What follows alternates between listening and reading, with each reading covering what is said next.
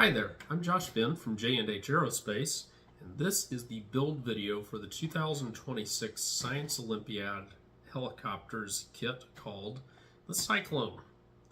This is a rather unique aircraft that we have created to try to get the absolute maximum performance out of this year's helicopter rules. It's a very high performance model. It is challenging to build. It is aerodynamically fairly simple. So once you have it established as far as building it out, it's fairly easy to fly. It doesn't do anything weird. It's very, very stable, but you do have to build it very carefully. And it's kind of challenging because this has two surface individual rotor blades. This model is not something that you should build if you are inexperienced with building helicopters.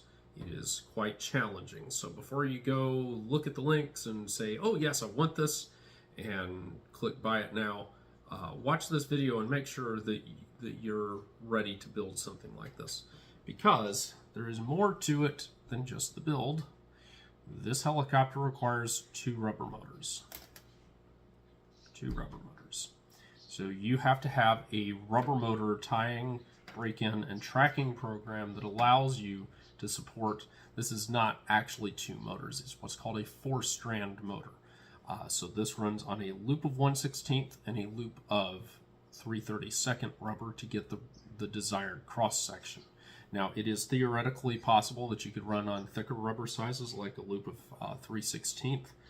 We have successfully tested this design in some experimental test programs using rubber that thick, but we do not have good data to indicate what the ramifications are for full performance with that.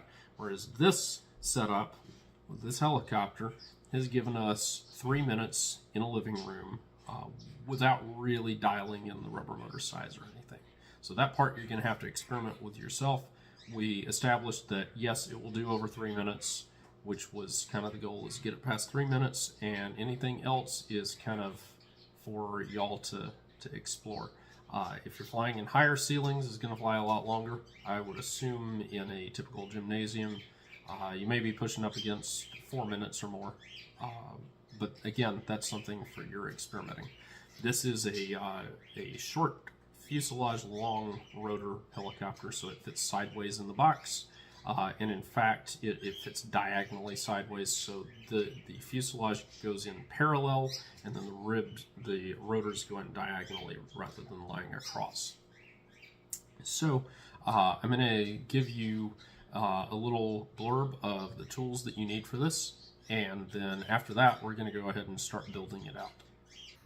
Before beginning construction of your Tornado, you need to make sure that you have all of these tools assembled before you. So you need your instruction manual, or sorry, not this, the kit handout, which includes this page of templates right here. Without these, you cannot accurately assemble the helicopter. These still include the pattern for the vane. We're not going to use that for version 3. You need a pair of sharp scissors. You need a pair of needle nose pliers in good condition, with adequate ability to grasp them, preferably shallow groove jaws that meet completely. You will want a single edge razor blade or equivalent, preferably though a single edge razor blade that's easiest to manipulate, and it should be a new and fresh one before each build. So your kit builds 2 helicopters, that means you need a minimum of 2 razor blades. You have a roll of Scotch tape handy. It is highly recommended that you have a pair of locking forceps, also known as hemostats. So you can see that they have that locking action. These are used for making your rubber motors. You need to get a pair of these. We do sell them. Have an electric cautery if at all possible. You can cut your covering with a razor blade, but I highly recommend getting one of these cauteries. They're available from indoorffsupply.com. Have a bottle of good quality super glue, cyanoacrylate cement. That means you need either Zap, Gorilla in a bottle this style, or Bob Smith. Nothing else is acceptable. You need to have a good quality glue in a good quality bottle. So the little squeeze type bottles and the metal tubes, just get rid of that and get the good stuff, because that's what you need to assemble this helicopter. In pairing with that, you need to have a bottle of CA accelerator, also known as Kicker. This helps tremendously with getting the build accurate and on time. Have some Elmer's glue stick. This is the all-purpose, not the school glue. This is used for repairing any covering that peels up in actual use. These helicopters launch at very high torques, and the covering does occasionally peel off. Any damage, sometimes covering peels off, so you need a good quality glue stick to reattach that covering. For attaching the covering initially though, you need 3M Super 77 spray adhesive. This is the material for attaching the covering. I should add, this stuff is very sticky and it goes everywhere. Follow our instructions for how to apply it and how to attach the covering. Do not get creative and come up with your own shortcuts. Do it the right way the first time. This is petroleum jelly, also known as Vaseline. We sell this along with all of these other items, save for the cautery.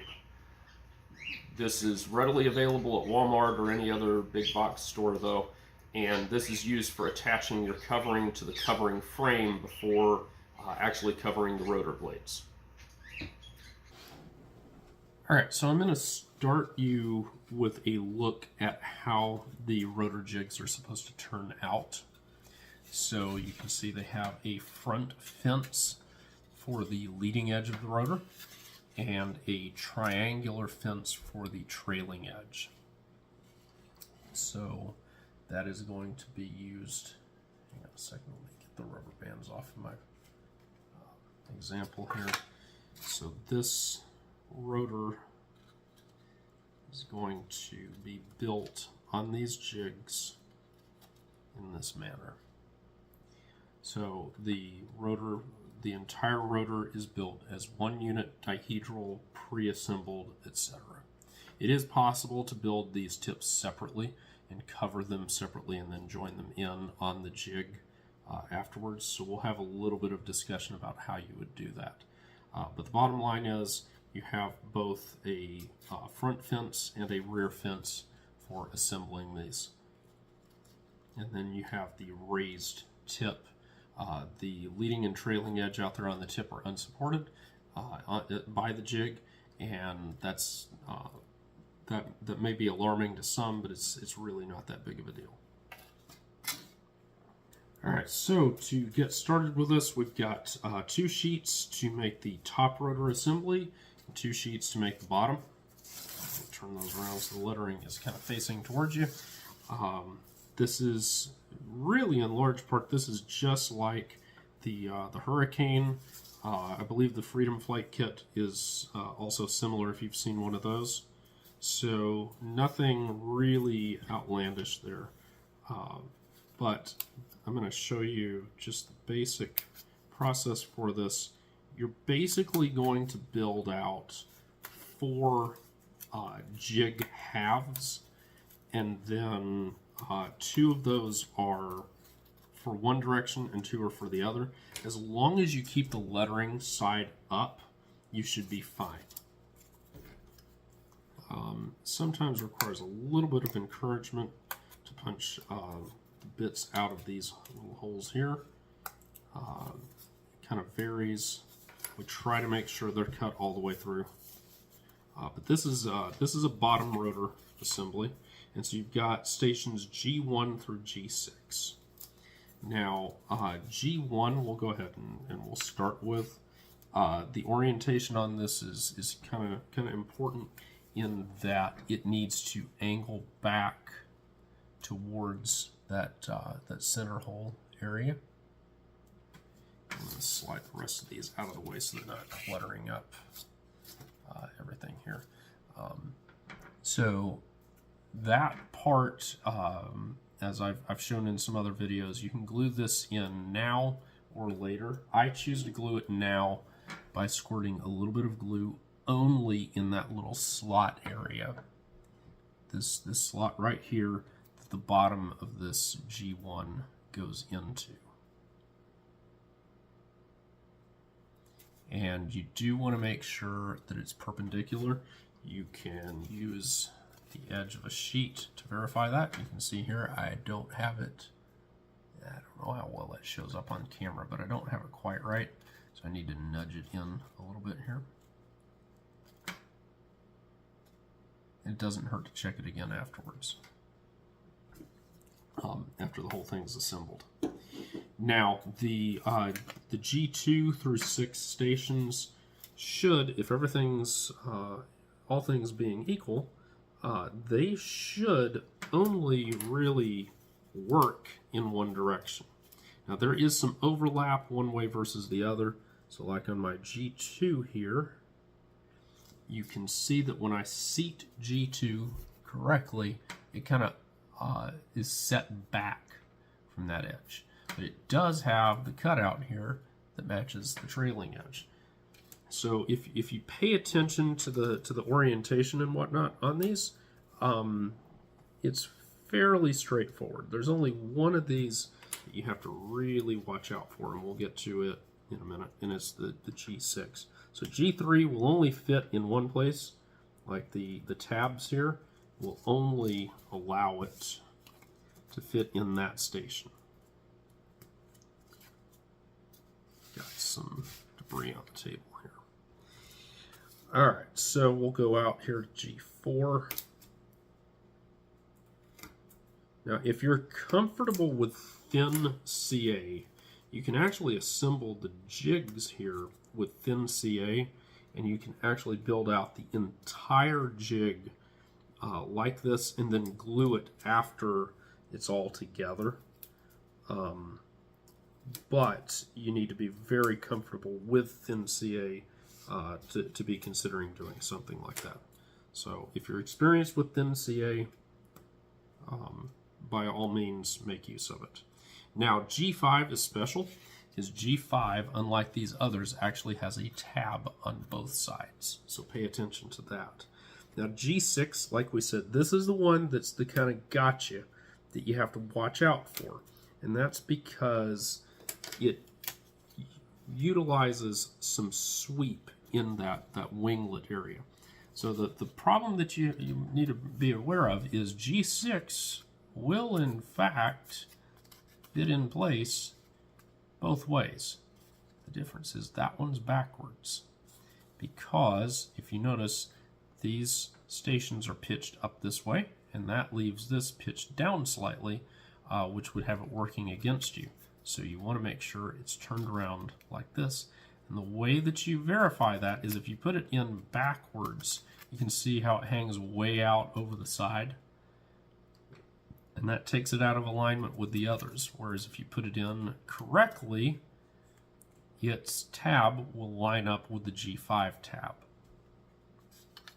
So at this point, all we really have to do is just go along and glue all of these in place. Try to get them as straight up and down as possible. You'll be able to kind of force them straight up and down later if you don't get them quite right when you put those fences in that we were talking about. But ideally, you don't want to have to deal with that too much.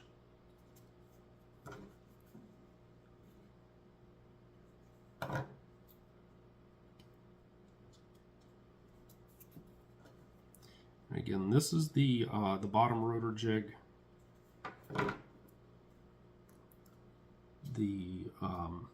And we're gonna really only gonna show assembling half of a jig. All right, so there you are.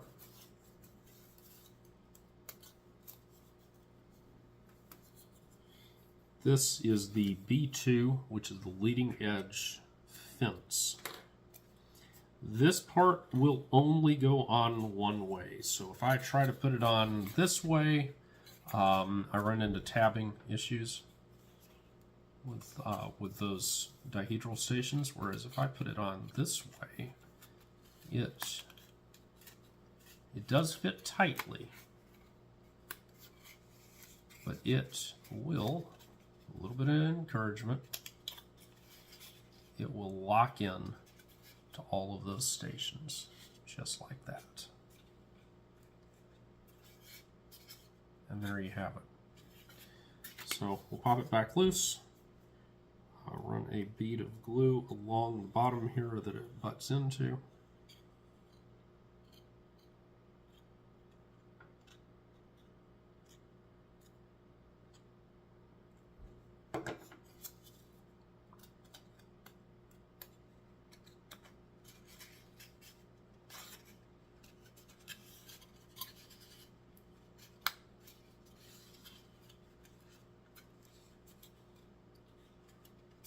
And the main thing is, as you're putting this in here, you want to make sure that it is seating fully in there and not sticking out anywhere, because if it's sticking out, then your spacing gets off here and it makes it a lot harder to build a helicopter off of this jig.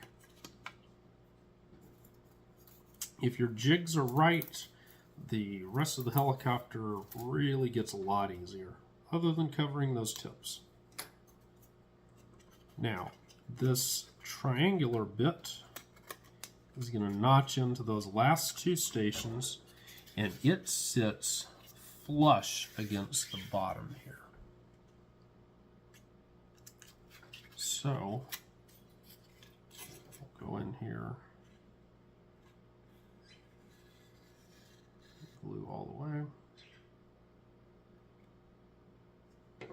And then you just want to make sure that this guy mates in place.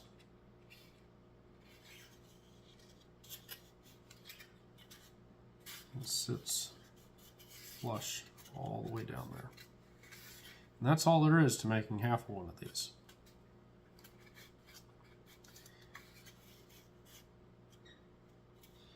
Now, to build a second one of these jigs, because like I said, I'm not going to show the rest really on camera that much. You're going to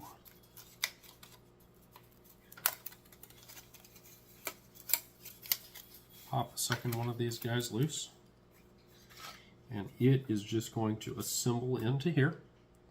You only use one of these G1s. You don't use a second one.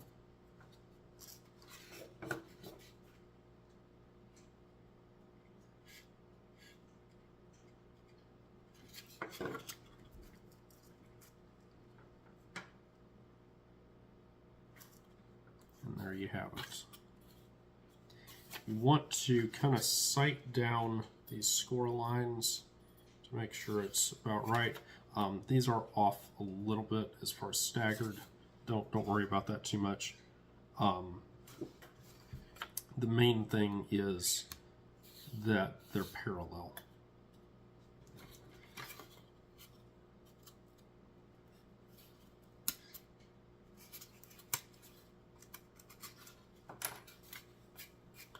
And so at that point, you literally follow the exact same process again to build up the second one.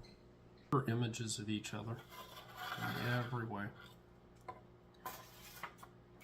And we will start with, we'll start with the bottom rotor.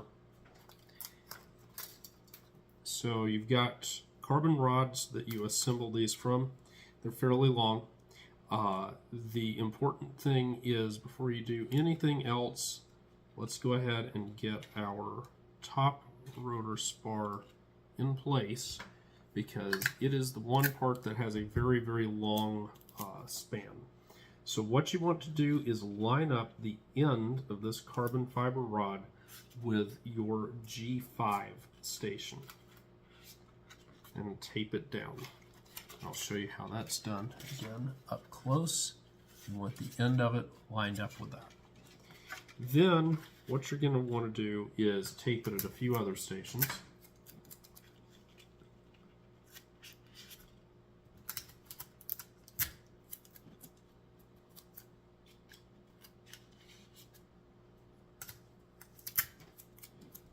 And so now you're all set. So it's completely in place. You're going to come in with a pair of wire cutters, and at the G5 station on the other side, you're going to snip it off at that center line, just like so.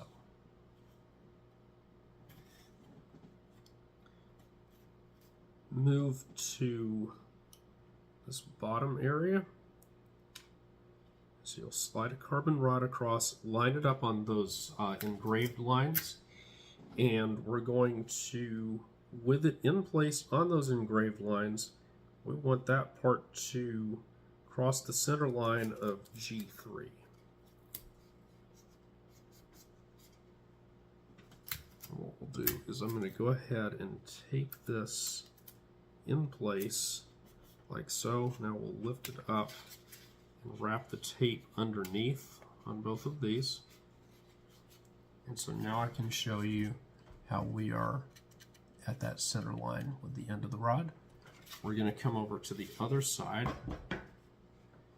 and we're going to snip that at the center line. And I've actually got that kind of hanging on a little bit. I didn't snip it all the way through. And I'm going to make use of that, just to make my life just a little bit easier. I can go ahead and tape this off like so.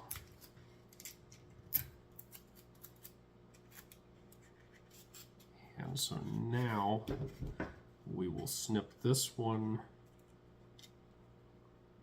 Hang on, trying to get the jaws apart there. There we go. So we'll snip that one off at G5. I am going to break the carbon off there because I want to handle that tip separately. We'll come over here.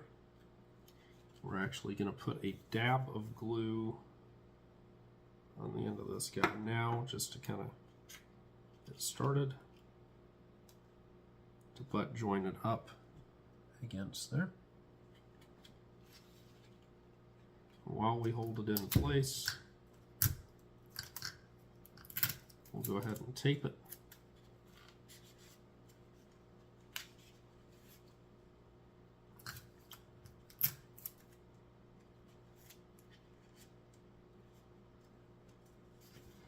And then we can snip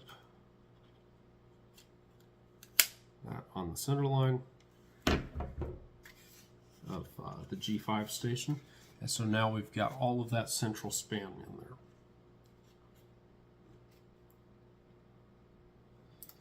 The next thing to do is to start building out ribs on this. And again, this is the bottom rotor, so there are some things that are different for the bottom rather than the top.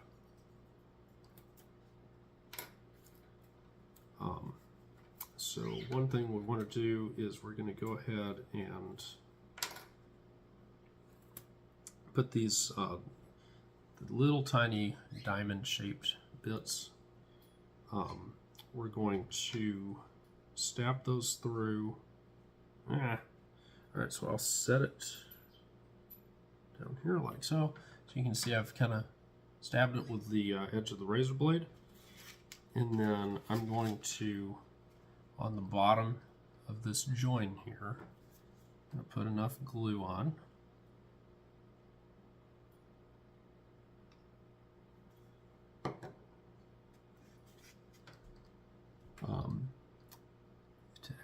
I want to glue this on the inside here, if I can get it to stay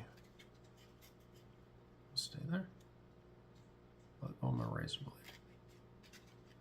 Try not to glue this to yourself like I just did.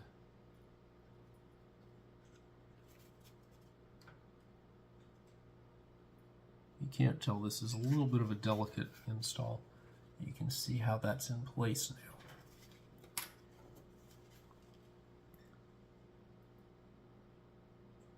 We'll just put just enough glue in there, make sure it stays put.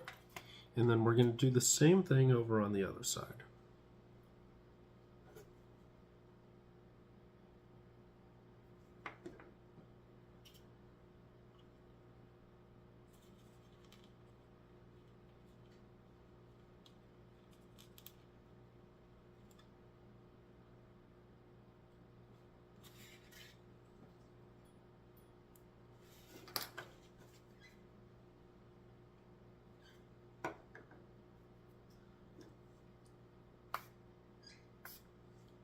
All right, so we're in place there and there. Now we can go ahead and start putting ribs in. So I want to go ahead and cut one of these straight pieces. Come out of there.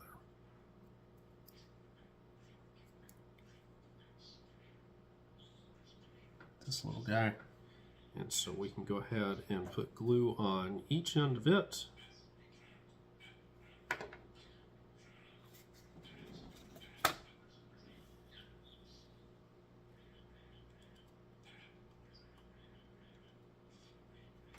And we want to make sure this guy's straight up and down.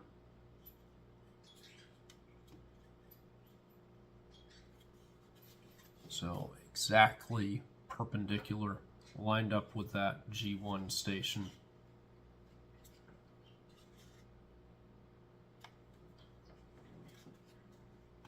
Next, we'll go to the next set of ribs on the sheet. So if you'll notice, they are very heavily curved here and less curved out towards the tip. So on a rotor, you want maximum camber towards the middle and less as you move outward. So these guys are going to glue in just like you would on the Hurricane kit.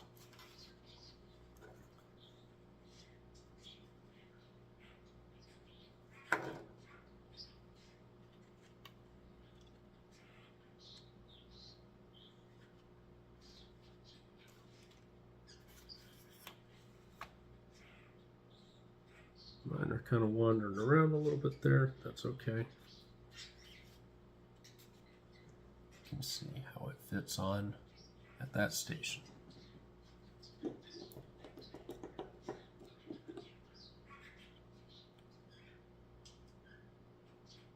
If you're using a slower acting glue, you may want to tape it in place, you know, that type of thing.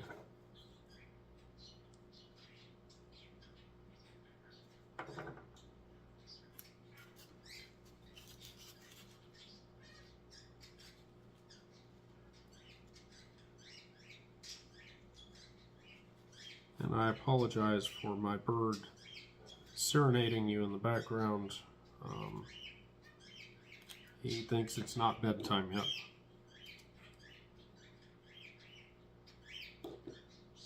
Alright, so those are the two innermost ribs. The next set of ribs are special because you'll notice that on one end, they, instead of having the cutout,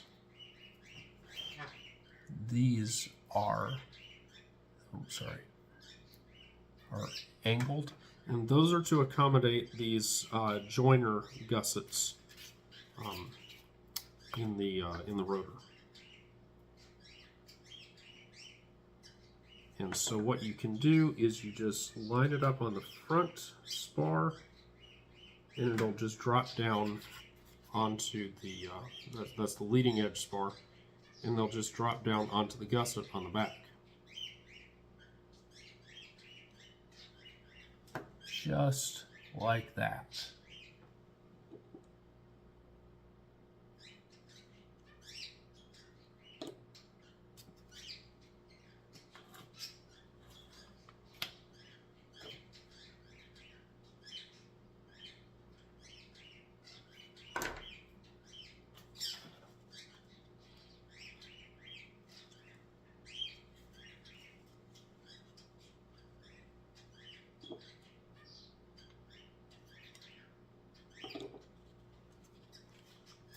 So there we are. Just like that. Okay, getting further along here.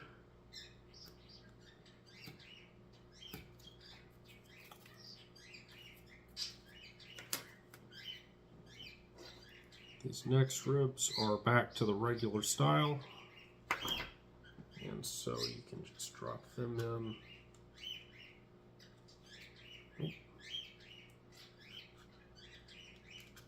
Try to not stick my hands in the glue.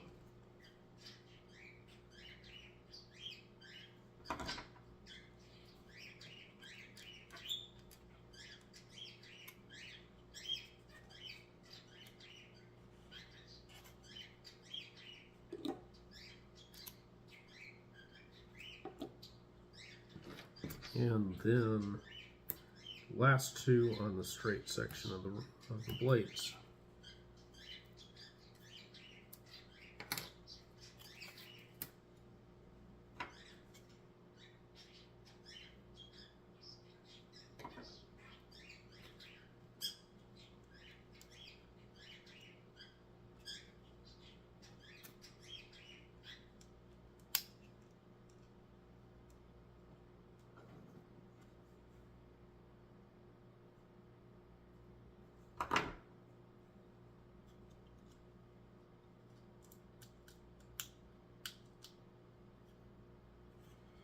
And so there you have it, all of that. Now, for the next portion of this, you can build this out and then build the tips after, cover them separately from this intersection and join it all together after covering. And you would do that by removing all of this and then building it, taking out a second rib out here, and assembling up on that station by taping the ribs down and then putting in your carbon. I'm going to show you how to do it as one piece. This is lighter and it does get you a better result if you do the technique just right.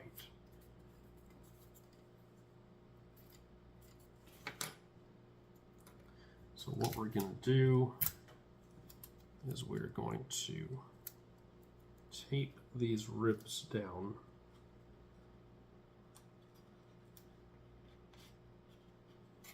Just like that.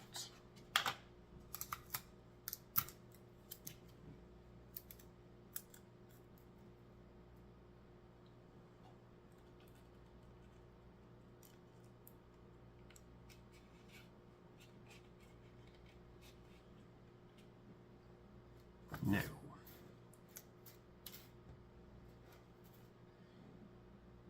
you're going to take some of your carbon rod and you're just going to glue it down here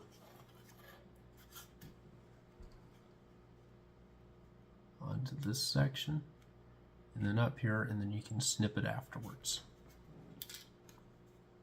That's one way of doing it. You can cut it to size, but what I'm going to show you is put it in position down there and up top very gently, and now you can hit it with accelerator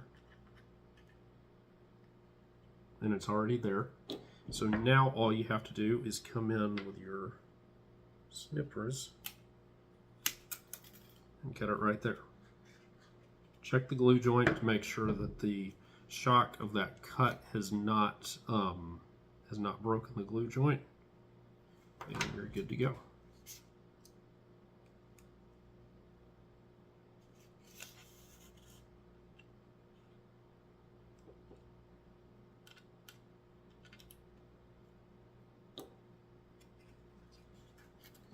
Just like that.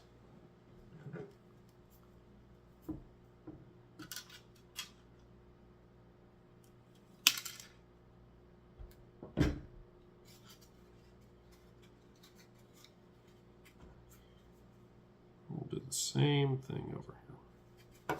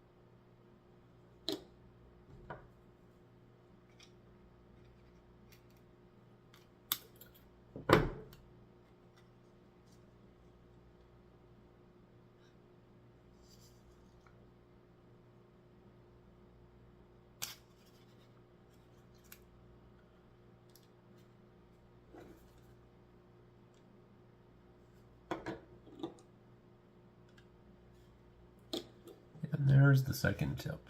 You'll notice that I had a couple of issues here. One is I got accelerator under the tape, and the tape started to peel off, and I also glued myself on down there.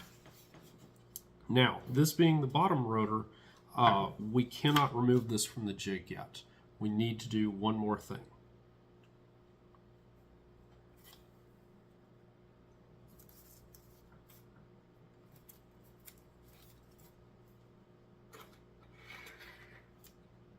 The jigs for the bottom rotor include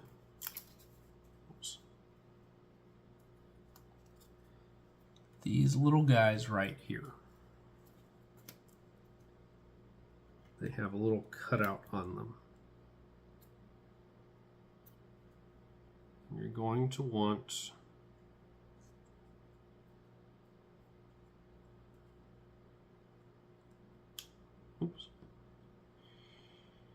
You're going to want to install these. If you've watched our hurricane video, it's the same deal, that you install these into the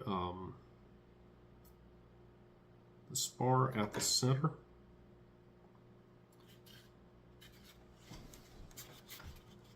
Just like this. Try to avoid getting glue in that little hole.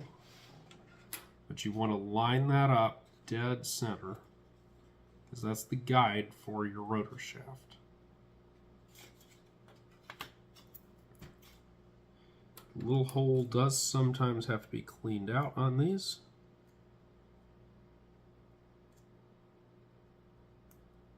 And that's very important to make sure that teeny little hole there is cleaned out.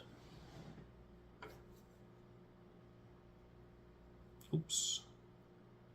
Now you can get in a real pickle really fast with these by gluing them to yourself.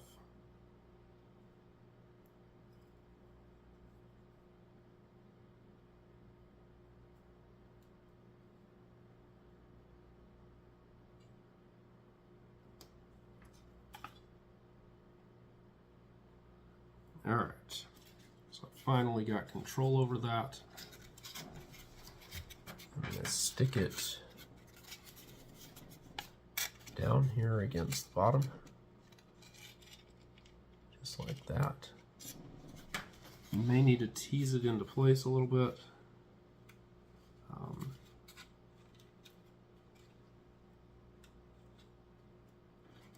Don't let it wrap under, which is what I currently have it doing here. Those of you watching this, just laugh at me. I've done probably about 20 of these now, and this is the first one that has done this to me.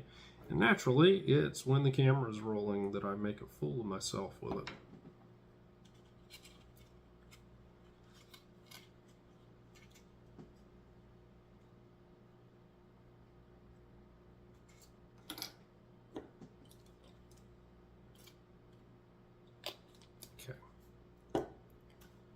So now you can see them installed correctly. This is a good time to go ahead and go under there and make sure that that thing is loose. And there you have it. You can go ahead and remove this thing at this time. We're going to wait and we'll take them both out at the same time. We now have both rotors assembled fully here. And remember, on the bottom rotor, we have the little hub pieces. On the top rotor, we do not. And in fact, this center bar is going to be a temporary thing. We will actually remove it after we cover the blades. So you can start by taking all of the tape loose.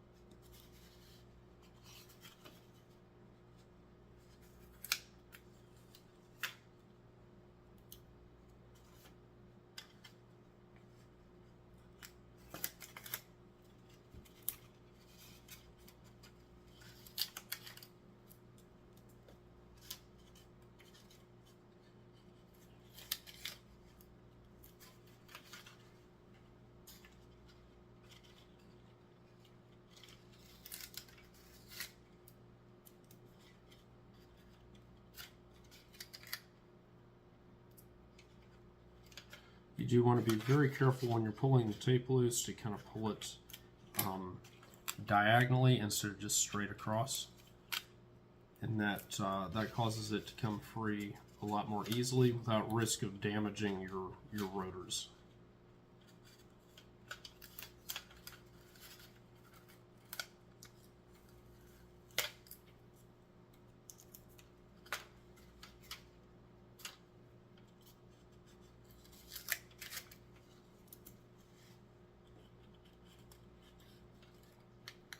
You want to be especially careful on these tips that you don't tear the rib loose as you're doing it. And if everything has gone right, it just lifts right out. If it doesn't, just carefully feel around for where it's attached and gradually use a razor blade to pop it loose.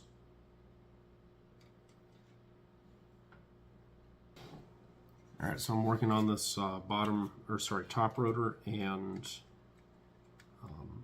sorry, it is the bottom rotor. I've got the top rotor loose, and it's not coming free as easily. Part of my problem is I did forget the tape here on this tip rib, which I have just busted loose from the rib. Oops. Alright, we'll come back to this now. So at this point, I'm actually able to just kind of twist that free and it came loose.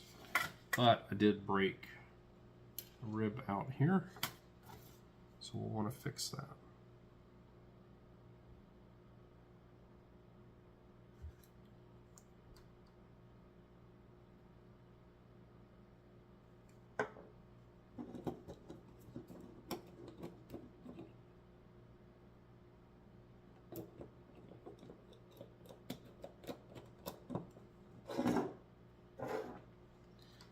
And there we are, 2 complete rotor frames. There's more than one way to build the covering frame and cover this model, but I recommend kind of lining these pieces up, and instead of a regular frame, lay these in pieces on top. And that way you can have free ends to your covering.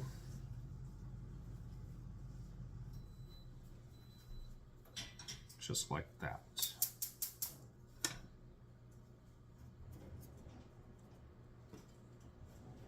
Okay, maybe with some CA accelerator. There we go. So we're only going to put Vaseline on these rails here. Or you put the Vaseline onto this frame. Let's go ahead and set up some covering for it. So we're going to snip the end off of this bag, because by doing that, we're able to open it up into a tube.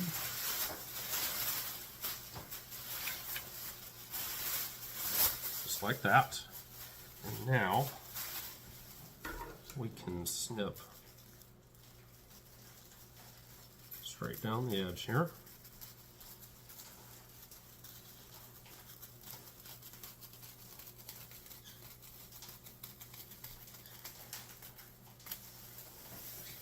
And there we are.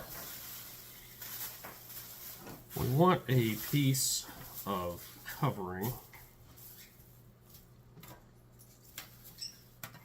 that is roughly the length of this. So what we're going to do is we're going to cut it with a razor blade like that.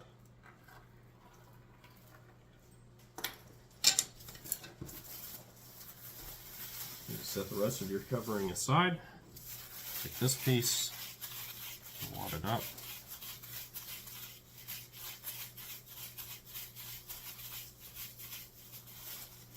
Spread it out.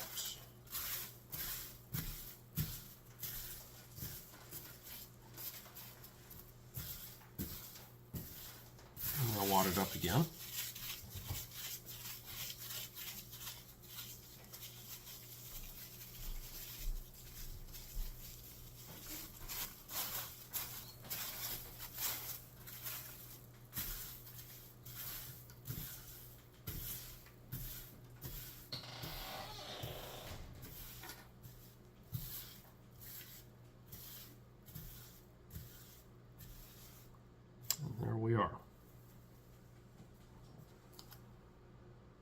So take your Vaseline and smear it on these rails like so.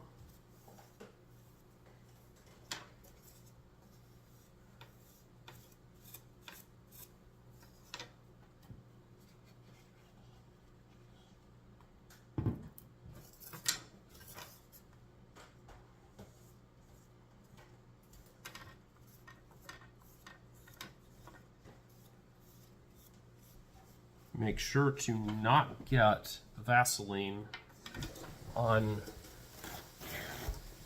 your covering over here, because the glue won't stick to it and you'll have various other issues too.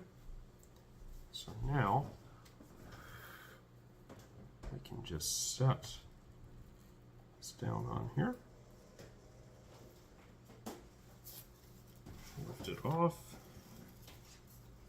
and you can tighten it up a little bit. You don't have to tighten it up too much, believe it or not, but whatever makes you feel best about it. And there you are, covering on the frame.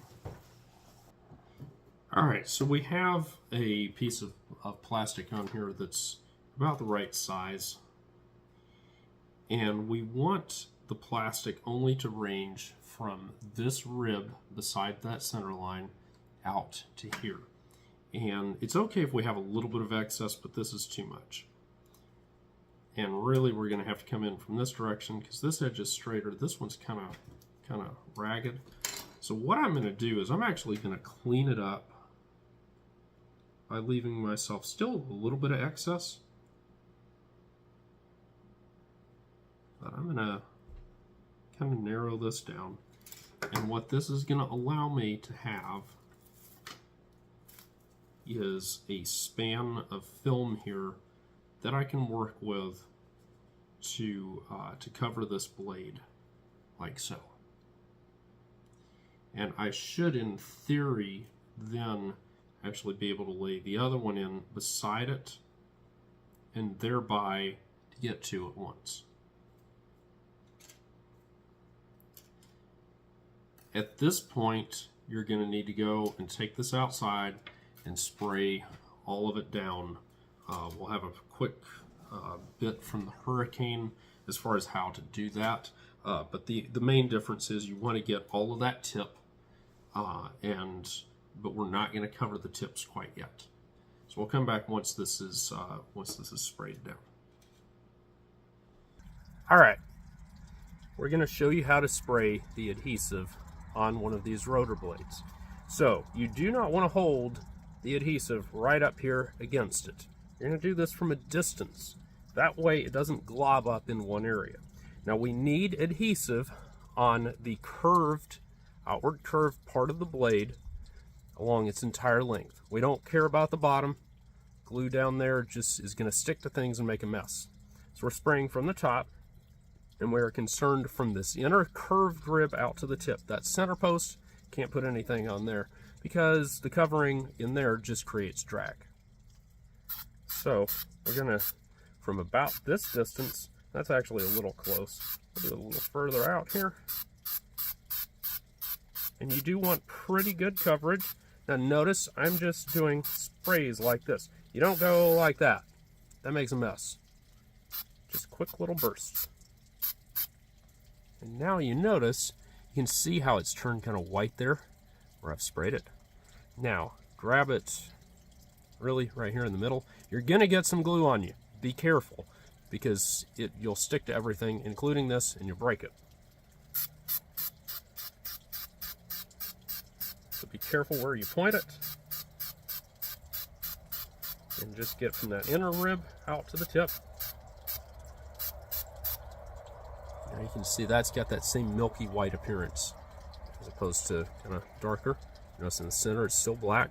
It's got that milky white appearance out here. That means it's sprayed well. We now have the adhesive on the rotor here.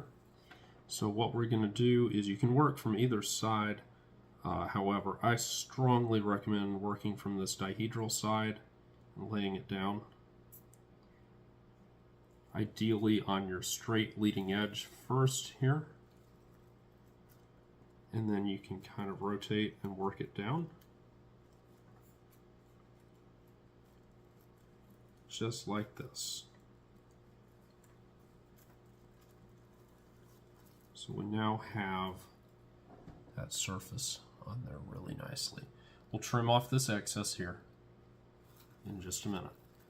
But first, ideally, you would like to cover both of these at the same time. Don't get them stuck together the way I just did. So what I'm going to do is I'm going to stagger them.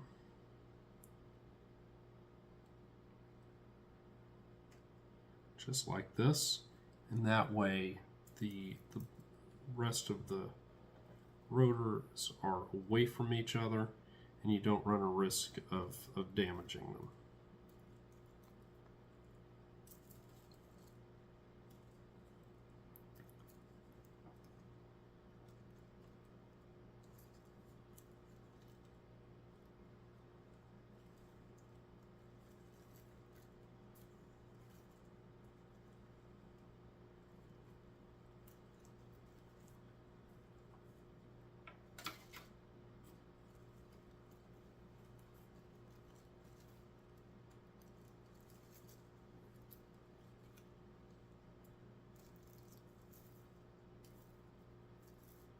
Now, one thing to be aware of is that you have probably gotten some Vaseline on your hands at this point. So go ahead and wipe your hands off to get them clear of that. So you can cut this from either direction. I'm going to cut it from this way so that the adhesive side on these blades is up so they don't get stuck to anything else.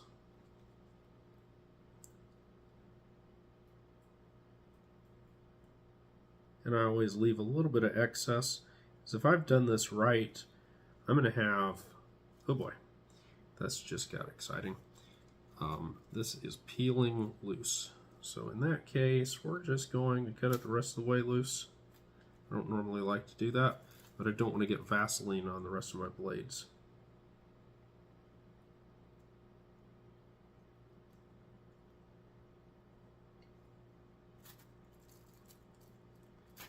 At this point, we're going to slide this one out of the way.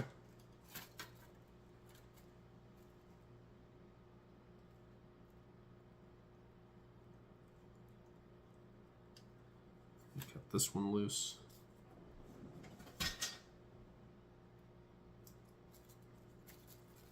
Then I can come back around.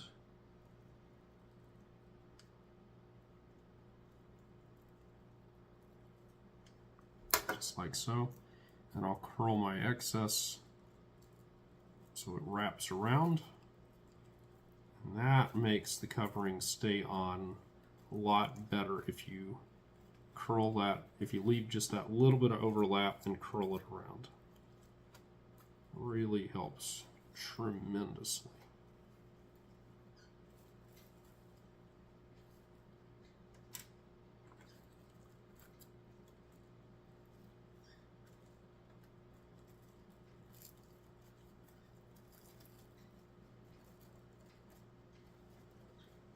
Now, as we mentioned, we have some excess right here, and we can just come in with the cautery and just whack that right off of there.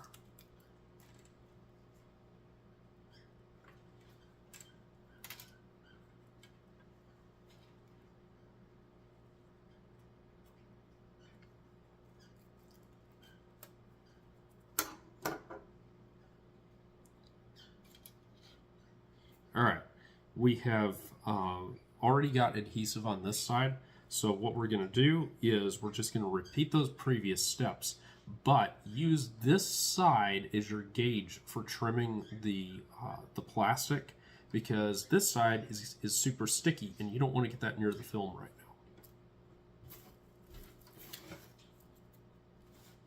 now. And just demonstrate that bit coming in here like so. You can still cut it a little bit oversized. Just kind of use this as a guide.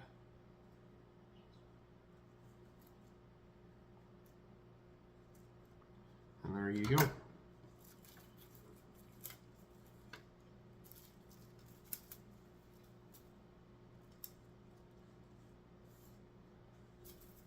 Next step on this build is probably the most challenging step in the entire process, and that is covering these tips. So the issue that you have right now is we have adhesive on the tip rib and on the leading and trailing edge, but we have nothing right here. So you're going to need to get a glue stick of some sort. Now this is Elmer's washable glue stick. Do not use this. I am out of what I need, which is Elmer's Glue All, which is a different formulation. I will say the purple school glue works okay. It's not spectacular, but it's okay. This is the white stuff, and look, this helicopter is going to peel eventually at those brakes because of my using this.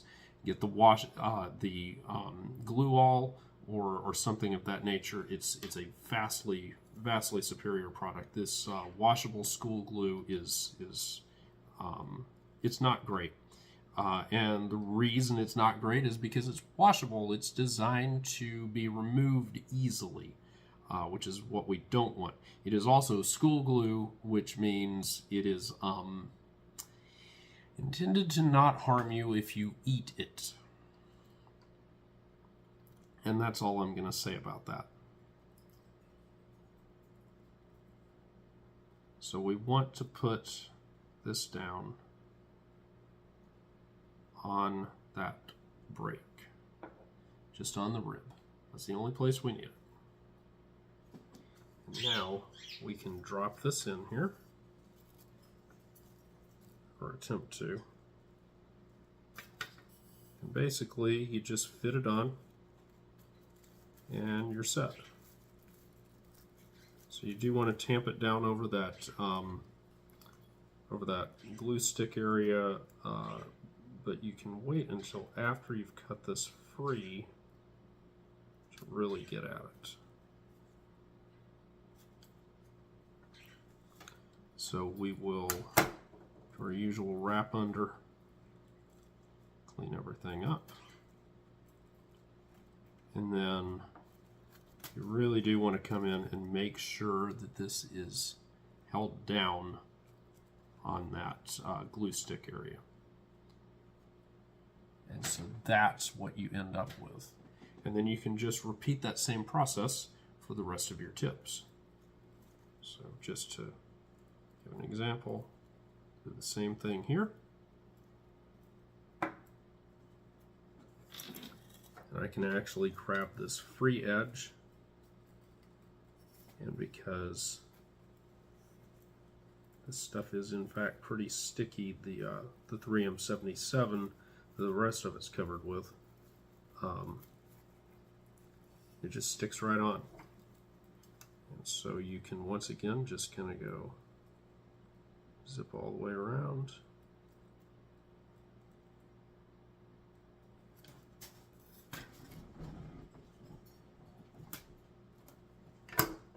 And there you are. So that's a completed rotor for a Cyclone, and there you go. That's the hardest part completely. Now it's important to remember that the piece of 020 wire is going to be taped to your motor stick sheet. So we're going to pop one of these motor sticks out, and we are going to leave that piece of wire attached because we don't want to lose it. This is a motor stick, obviously, fuselage. This is the top, this is the bottom, and we want to make a nose bearing to glue onto that.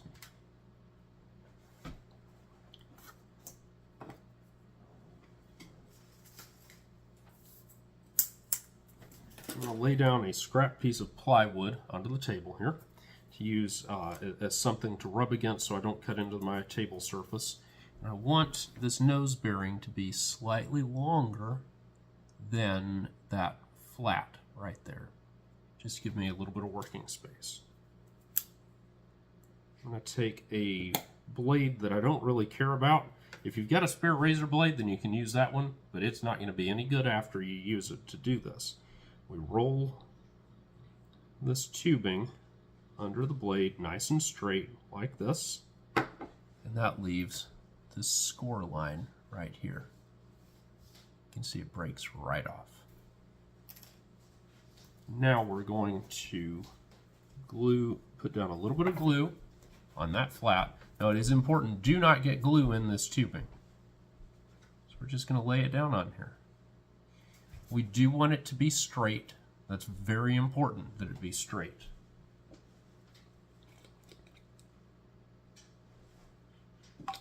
The other thing is you want to make sure that some of the bearing, just a small amount, is sticking out this way.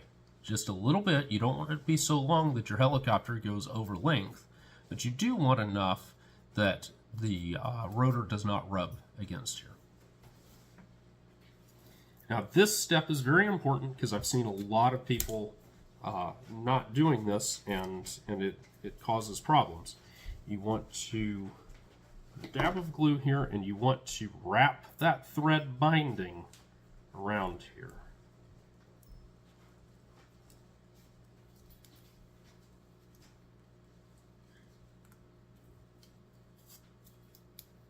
And then we're going to put some glue around here. We'll go ahead and snip off the excess, and then we're going to fill this all with glue. Again, don't get any glue in the tubing. Now that is secured. I'm going to make a rear hook with it. So what we're going to do is, instead of bending it yet, we're going to go ahead and we're going to jab it into the fuselage here like this. You can actually push it in like that. Now when you do that, you want to make sure you're resting it here against this gusset so that you can shove it in. And remember, top is down here, our bearing is here. So now we pull it back out. We'll squirt a little bit of glue down into the hole, and then quickly we're going to insert the wire back in, and there we have it. Now this part also is under quite a bit of stress, so we want to make sure that it is wrapped enough to keep it from pulling out. And then when I get to the top like that, I'm going to wrap the thread back around, and we'll do that a couple of times so that it's locked in up at the top.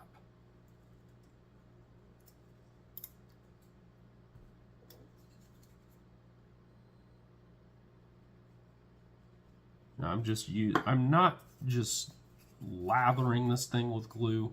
I'm just getting enough in there that it soaks in and hardens the thread to the surface. So we don't want to add a whole lot of excess weight. So if you look at this, once I'm done, you can't really see a lot of glue residue on there as I'm wiping it off. Now the next thing that we want to do is we're going to grab this wire right here. Now this requires a fair amount of strength. So I don't know if you can see, my knuckles are white. So if you're a kid doing this, you know, when you squeeze somebody, when you're trying, like if you're trying to see who can squeeze each other's hand the hardest, the guy that squeezes your hand so hard he thinks that you think that he's gonna break your hand, that's how hard you should be squeezing this. It should hurt a little bit. So we're going to bend this piece of wire around like that, and see we've got a sharp bend right there. Now, put the pliers back exactly where they were before, and we're going to push this back. And again, that's a harsh bend. Like that, you can see that dug into my finger. It still leaves an impression in it. Now we leave ourselves about a about a quarter of an inch, maybe 3/8 of an inch excess there. We snip that and break it, just like that. The next step here is to make a rotor shaft, or a propeller shaft, however you want to call it. I'm going to show you how I make my shaft so it's easy to load and unload. This again requires you to squeeze this like you are trying to break these pliers. So I want about this much wire, that's about 1/8 of an inch, and I am going to jam this into my thumb. You see how my thumb is white knuckling? Like, that hurts. That genuinely hurts, okay? That's how I get a sharp bend, just like that. You see that sharp bend? Now I'm going to make the same, go about the same distance there. I'm going to do it again till it hurts. Ouch. Should hurt. Now, you see I've made a Z bend here. Now, this time, I'm going to bend the same direction. So now, and again, it hurts when I bend that. If it hurts, it means you're doing it right. So I've got that shape now. See that? And we're going to do it again. Same deal.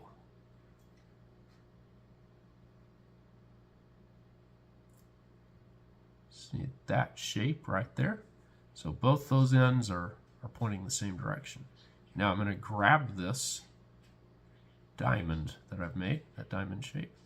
Grab it right there. I'm going to bend it back. Not all the way though.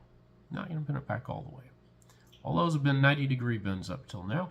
Now I make a 45, and now you can see I have a hook. Now you want to adjust this, bending it back and forth until this diamond, this apex of this diamond, if you spin this shaft in your hand, stays in the same place.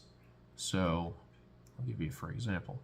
If it wobbles like that, you see how it's not straight. You want to carefully tease that back until it runs true. This makes a big difference if you do that. Take the time to get a balanced hook, get a really nice result.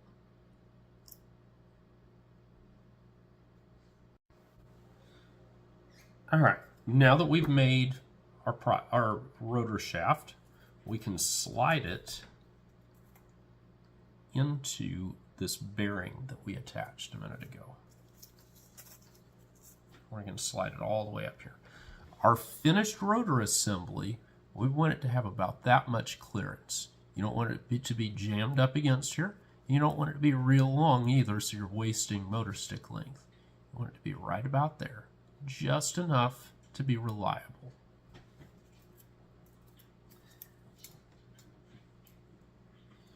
This little sheet of Teflon washers is a little bit of a pain to work with if you're not used to it. You're going to take this wire and you're going to push it through one of those little pinholes, like that. And now, if I pull hard enough, it breaks off, and I've got a washer. I want a minimum of 3 of these washers.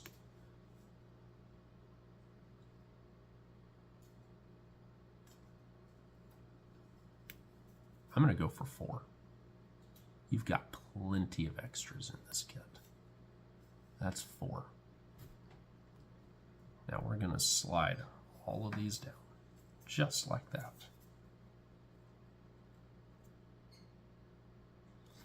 Next, we want to find that bottom rotor. Now, this hole down here probably has some glue in it, so it probably doesn't slide in as easily as it did for me. But mine slid on. You see that? Look at that. That's pretty fantastic. It's also satisfying. Now I'm going to slide this all the way down. Now, remember we said we wanted about that much slack. So what I'm going to do is now I'm going to take this shaft. I'm going to pull it out. And I'm actually going to step over here to the other side where I grabbed that so that I'm not bending this against the rotor. I want to bend it against my fingers like this, so I don't risk bending any of the main shaft. Okay, just like that. Now, at this point, there's something very careful, very important you want to do. Rotate this around so that it is straddled across this crossbar, not across the piece of wood, but across the carbon spar. And grab it again, like that, and we're going to bend it over. Now, at this point, you've got to be able to cut this, right? You cannot use your pliers to cut it. So you need a pair of wire cutters to go in here and snip off that excess. And you want about that much excess, just like that. Do not throw the rest of your wire away. You'll need it for your other helicopter. But now, that'll sink down on there, across there. Now, at this point, on the other side, run glue along the center rib and on here on that shaft, and grab by the leading edge and push this back until this hook comes back against it. Put a little bit of extra glue right there, just because we want to secure that thoroughly. Now at this point, go on here. We can make sure that's all secured. Just like that.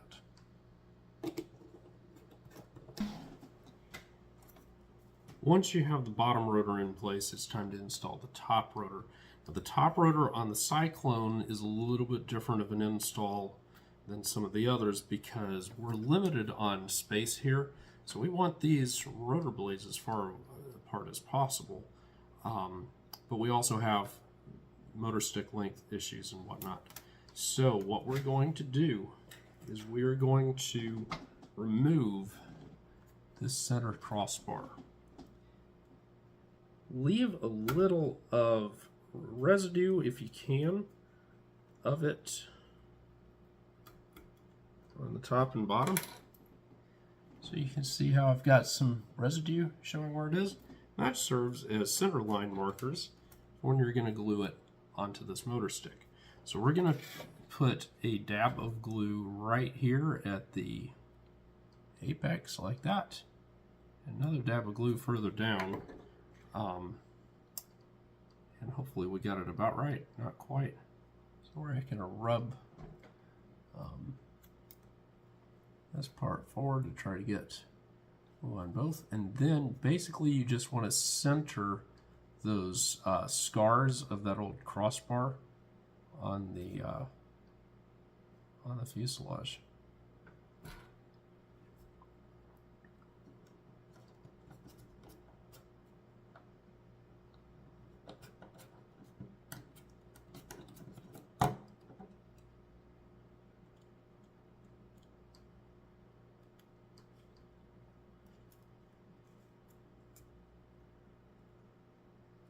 And there we go.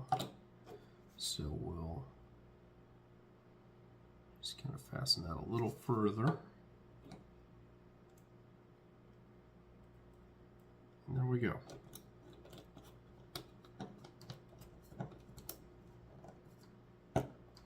So all that remains is to do the top cap. Cut out this top disc that goes on the top of the helicopter. And make sure that you punch out the little square in the middle.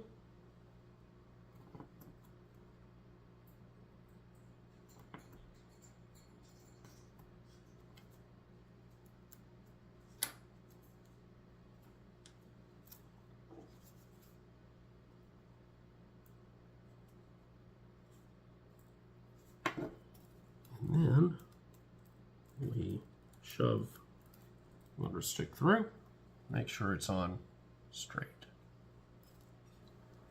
Now, along the grain direction of the wood this is very strong. But across this direction, it's not. So we want to put some gussets in to ensure that that disc does not break when you slam it into the ceiling from a launch at over 1 inch ounce.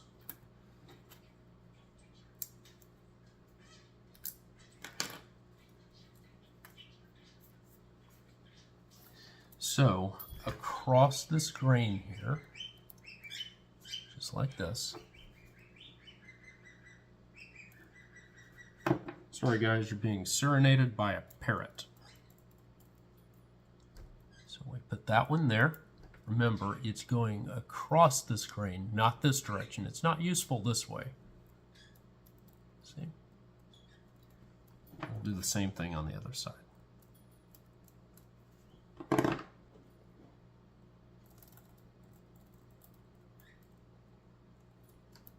Just like that. All right. Weighing this helicopter is a little difficult. So you have the problem of blades wanting to hit the floor here.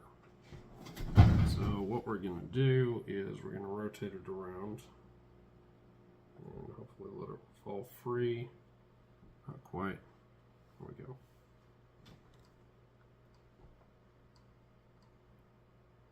Alright, so this one's built, we used some fairly heavy wood for the motor stick, and so this one is up 4.116 we're coming out to. So we don't need to add any ballast, but if you did need to add ballast, you add it right here under the top cap, and that gets you a little better stability. If you put the ballast further down on the motor stick, you'll run into. Now that you have the helicopter finished, it's time to make rubber motors. I have here a pair of rubber motors that are 11-inch loops. So that means they are 22 inches before tying. 11 inches may be a little on the long side, it's about right. I'm going to show you a video now on properly tying a rubber motor. You're going to follow that process for a loop of 1/16 that's included in your kit and a loop of 3/32 that is included in your kit. Again, it's going to show you how to make up, I believe, a 12-inch loop. We're doing 11-inch loops in this kit, so instead of the loops being like the strands being 24 inches long, it'll be 22 inches long. You may want to even start out a little shorter than that and work your way up. It's your call. But the bottom line is these loops of rubber need to be the same in terms of their length. Again, one is a loop of 1/16, one is a loop of 3/32. When these rubber motors are made, they are basically, they're a pair. They're used together. So when one blows, you're probably going to need to toss the other one because they are broken in together. So when you bag these, you will bag these together in a bag that is for them. And then subsequent motors, you'll make additional bags. So the important thing is you're going to have sets of bags of rubber for this helicopter and of rubber motors. And you need to maintain lots of rubber motors. If you're at the stage of building this helicopter, you should be cataloging your rubber motors by that point. So that's part of the requirements of operating this helicopter well. So with that, go have a look at that video, and then we'll come back and we'll show you how to fly this. For this aircraft, I like to start out with a 10-inch loop of 1/8. So the way that we do that is we measure out 10 inches, and then we'll measure out 10 inches again. We'll cut that to size. Now once you have this strand of rubber, you're going to want to put 2 O-rings on it. These little guys. These won't fit on necessarily very well, so what I like to do is snip kind of a angle here on the one. And that allows me to thread these through. This does mean you may want to cut your rubber about 1/4 inch over length, because what you're going to want to do to facilitate tying is you do need to then go back and snip that flush. As you can see, I've taken that much rubber off to get that result. This is silicone oil that we sell. You can also get shock oil, silicone shock oil for RC cars, or Armor All, or something of that nature. I'm going to squirt a little bit of this material on the end here, as well as on this other end.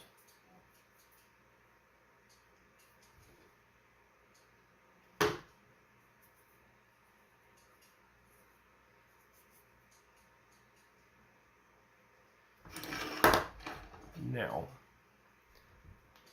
I'm going to grasp this with my forceps. You see how little I have sticking out, because I don't want to leave any excess. I'm going to tie a granny knot here, just like that. See?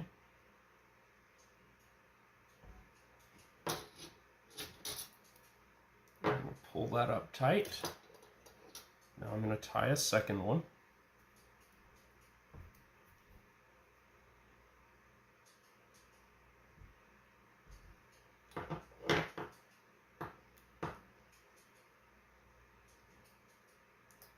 Then I'm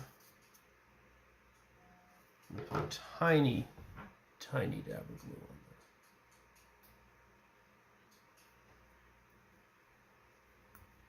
See how little's left? Our final step is we want to squirt some more lubricant on here and rub it in really well to the rubber. The rubber should be slimy. You want it to be thoroughly lubricated with the silicone so it slides over itself without chafing. And every time you go to wind the rubber up, you should check. And if it's not very slimy, you should put more lubricant on it, because the lubricant does get washed off. Now we'll show how to wind one of these setups. Now I'm doing a non-torque meter wind just to kind of get things approximated. I have the knots in separate spaces on this motor.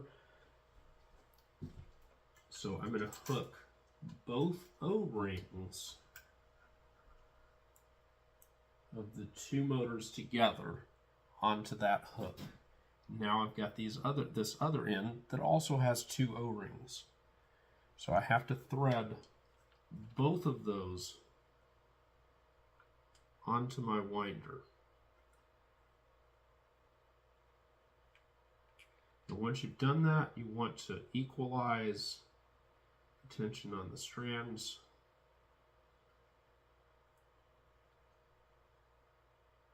So they're kind of together there, just like that. And then you're going to wind as usual. Now, one thing that is very, very hazardous here, this takes a lot more torque than your typical rubber motors. So this binder clip like this, with it held on here, this can actually come loose and smack the crap out of me and injure me. So maybe a better way to do this would be to take the binder clip, stick it over here, and now I'm pulling against the frame of it. Think about this on your torque meters as well. This is more rubber than you normally use, so there are some hazards to be aware of.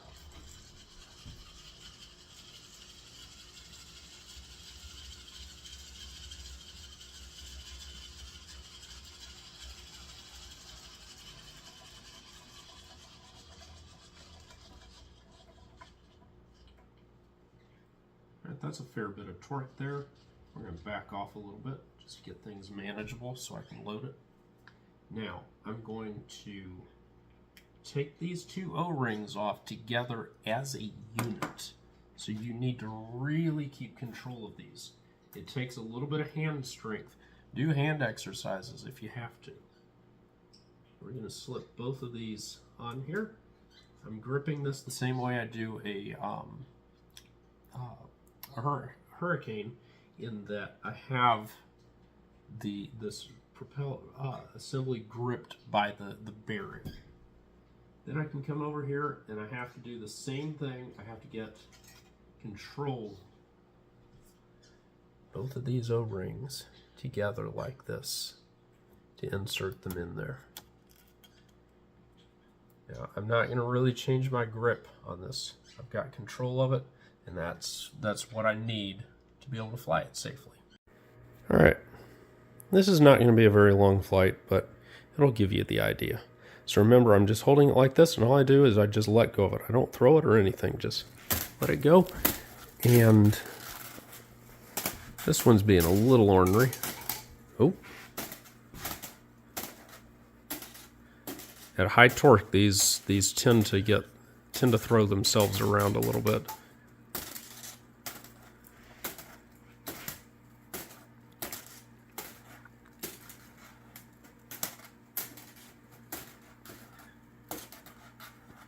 And we're trying to stabilize. Hopefully it does eventually. Most of these do. There we go. Nope, not quite. There we go. Starting to calm down a little.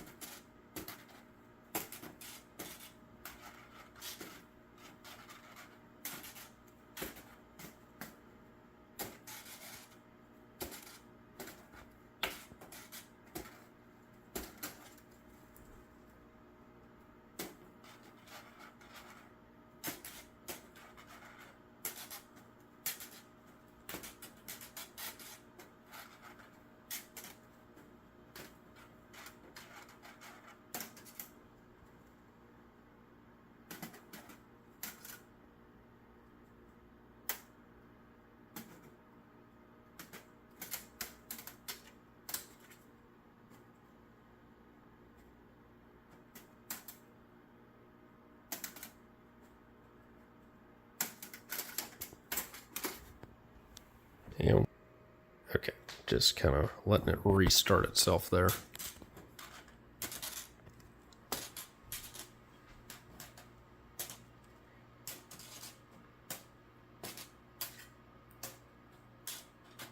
I'm not entirely sure why this one is a little more troublesome than my others. Sometimes these are like this.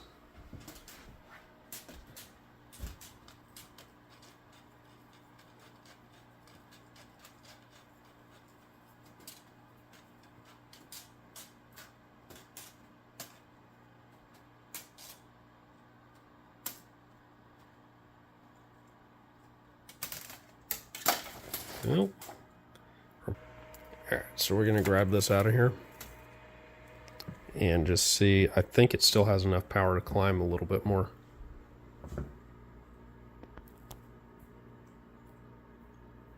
Yeah.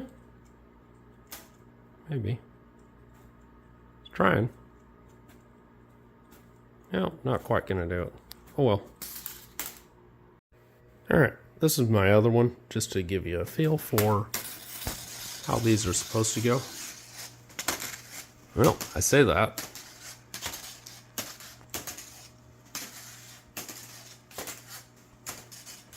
There we go.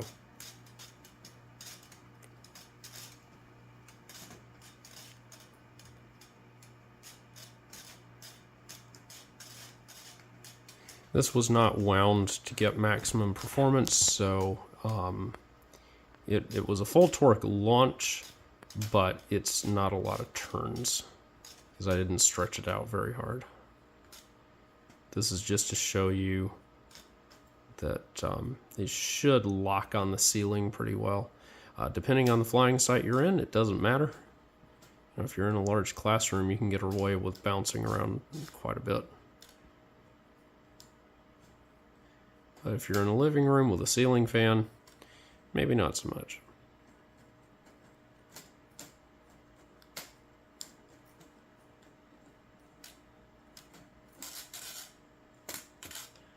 we're starting to lose torque already here because, like I said, I did not wind this a lot.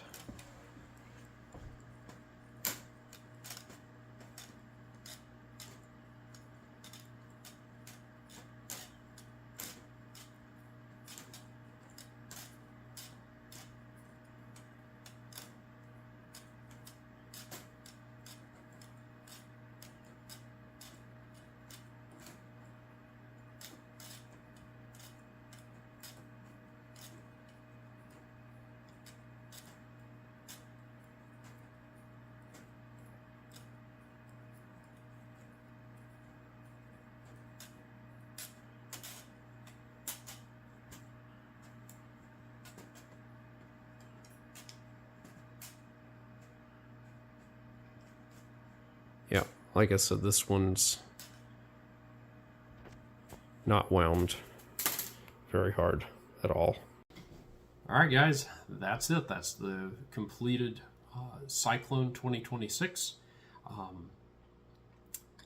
Like I said, you should be able to get about 3 minutes, 3.5 even, in low ceilings with these if you wind them properly, keep track of those rubber motors.